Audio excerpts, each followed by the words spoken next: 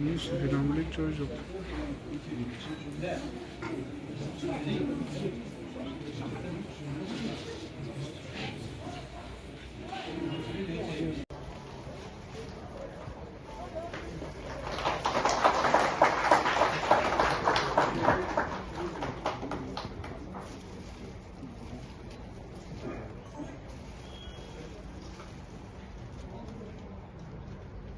Mr. Manoj Punia, he will present bouquet and conduct to CC Ladakh.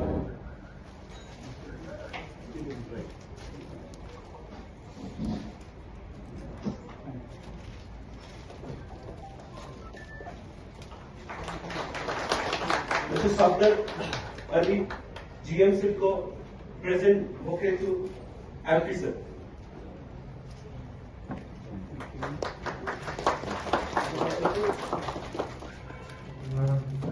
Mr. Arshad Abhi Charu, GM JP LLC, present bouquet and conduct to Chairman Hajj Committee.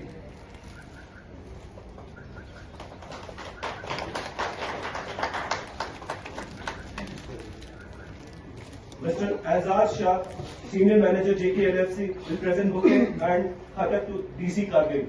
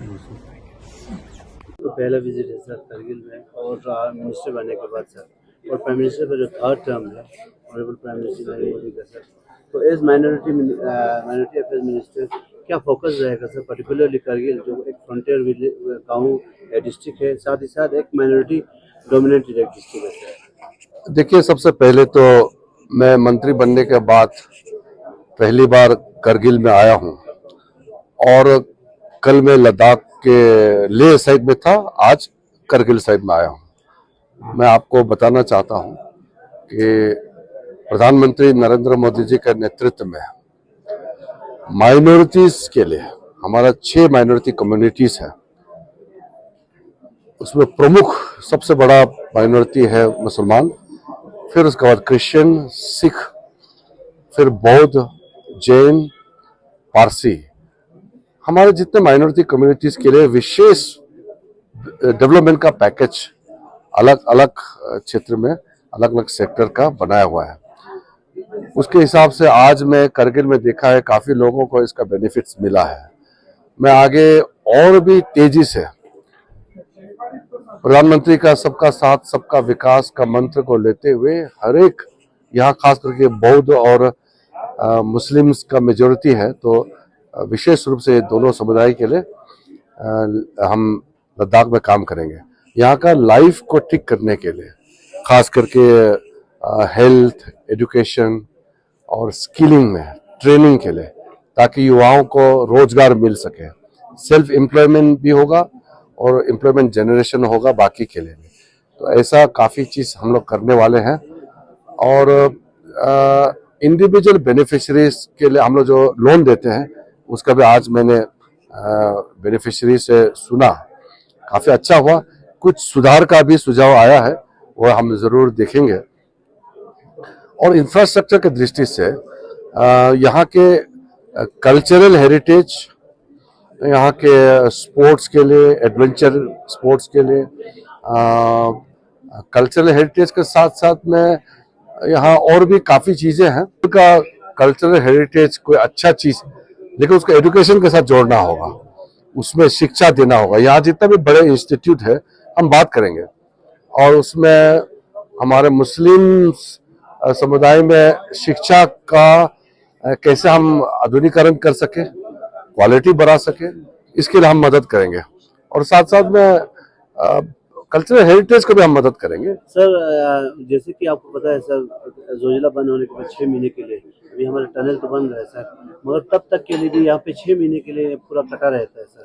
वो तो tunnel बनने के बाद ठीक हो जाएगा। भलाई के लिए, उन लोगों की जिंदगी को और सुधारने के लिए क्या करेंगे माइनॉरिटी अफेयर मिनिस्ट्री? ये हमारे ओर से लोगों को इंडिविजुअल के दृष्टि से भी और कम्युनिटी के दृष्टि से भी काफी मदद मिल रहा है। उसका यहाँ के लाइफ में काफी बदलाव होगा और आगे और भी तेजी से काम करने वाला। प्राइम मिनिस्टर मोदी जी ने कहा ना, 3 गुना स्पीड में हम काम करेंगे, तो हम 3 गुना स्पीड में लद्दाख के लिए भी काम करेंगे।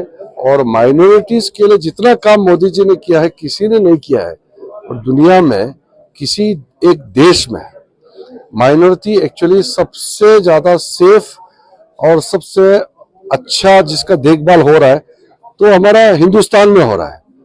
कभी 1-2 लोग गलत बातें करते हैं ना, राजनीतिक कारण से पॉलिटिकली मोटिवेटेड कुछ नैरेटिव चलाते हैं, वो सही नहीं है। इंडिया में, हिंदुस्तान के अंदर में माइनॉरिटी जितना सेफ है दुनिया में कहीं नहीं है।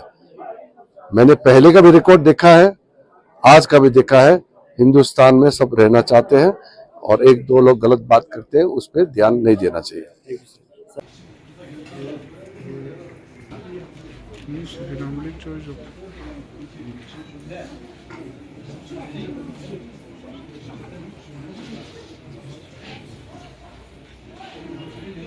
Majaz ji, deputy commissioner Srikant Bala Saheb Suse ji, SSP Kargil Shri Ram Raghavan ji, managing director Jammu Kashmir and Ladakh finance corporation Safat Sultan ji, GM SIDCO doctor Safdar Ali ji, GM JKLFC Arshad Jallu ji, DGM NMDFC Manoj Kuria ji, और हमारे यहाँ के senior leader former Jammu Kashmir legislative council के चेयरमैन हाजी अनायत अली जी, और तमाम बेनिफिशियरी के साथ साथ हमारे यहाँ का अधिकारी ऑफिसर भी बिठाया। हमने काफ़ी छोटे छोटे केसों को वहीं पे जा करके मोबाइल मतलब मूवमेंट करके हियरिंग करने का भी हमने निर्णय किया, और फाइलिंग आराम से आप कोर्ट में नहीं जा करके आप अपने केस को दर्ज कर सकते हैं। तो काफ़ी व्यवस्था हमने किया। मुझे यकीन है कि इन चीज़ों से यहाँ के लोगों के जिंदगी में और आसान और आराम जरूर मिला होगा, ये मैं यकीन करता हूँ। अब मेरा विशेष दायित्व है आपके पूरे इलाकों में, क्योंकि यहाँ माइनॉरिटीज का लगभग डोमिनेशन है। हमारे यहाँ मुसलमान और बौद्ध दोनों लगभग आधा के हिसाब से लद्दाख में रहते हैं।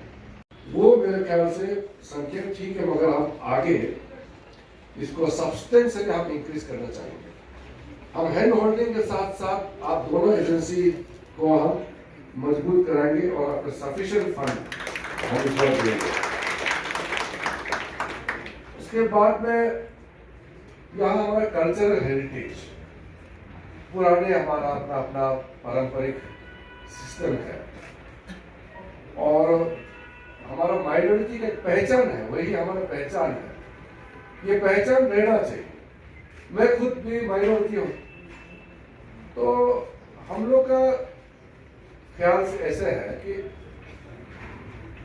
हमारा देश में माइनॉरिटी जरूर है, लेकिन किसी तरीके से हम माइनॉरिटी फील नहीं होना चाहिए, क्योंकि हिंदुस्तान के अंदर में हर एक नागरिक बराबर है। कि जो हिंदू है वही मुसलमान है, वही बौद्ध है, वही क्रिश्चियन है, जैन है, बुद्धिस्ट है, वही हमारे पारसी है, वही हमारे क्रिश्चियन, तो हम लोग बराबर है। इसमें कोई डिफरेंशिएशन करने का परिस्थिति नहीं होना चाहिए। वो डिफेंस को लेकर के उनका लैंड का अवेलेबिलिटी का यहाँ कमी है, उसका भी चर्चा कर रहे हैं। हम लोग सब मिल करके उसको देखते हैं क्या कर सकते हैं।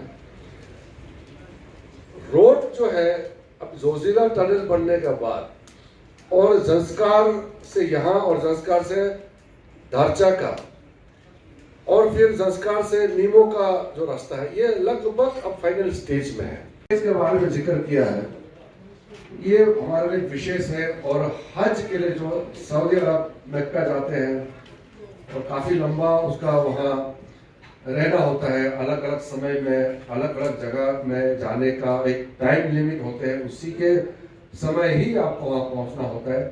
तो हज कमेटी और चेयरमैन साहब यहाँ है। मैंने अभी जितने हिंदुस्तान के अलग अलग स्टेट्स, यूनियन टेरिटरीज के जो माइनॉरिटी अफेयर्स के मिनिस्टर्स हैं और हज कमेटी के चेयरमैन और कई लोग मेरे पास अभी आए हैं, क्योंकि मैं अभी पार्लियामेंट्री अफेयर्स मंत्री होने के नाते मेरा पास वक्त बहुत टाइट रहता है, तो फिर भी समय निकाल करके मैं बाकी लोगों से भी मिल रहा हूँ। और मैं आपको आश्वासन देता हूँ कि अगले बार हिंदुस्तान से जितने भी हज के लिए जो जाएंगे, जितने हाजियों का व्यवस्था है, उनका अरेंजमेंट है मक्का मदीना जाने का, उसको मैं और आसान और सुविधा के साथ करने जा रहा हूँ। मेडिकल फैसिलिटी से लेकर के बाकी चीज़ों का जो रिपोर्ट मैंने देखा है, वहाँ बहुत गर्मी रहा है और सऊदी अरब के वहाँ एक सिस्टम है जिसको हम जबरदस्ती टेक ओवर नहीं कर पाते हैं।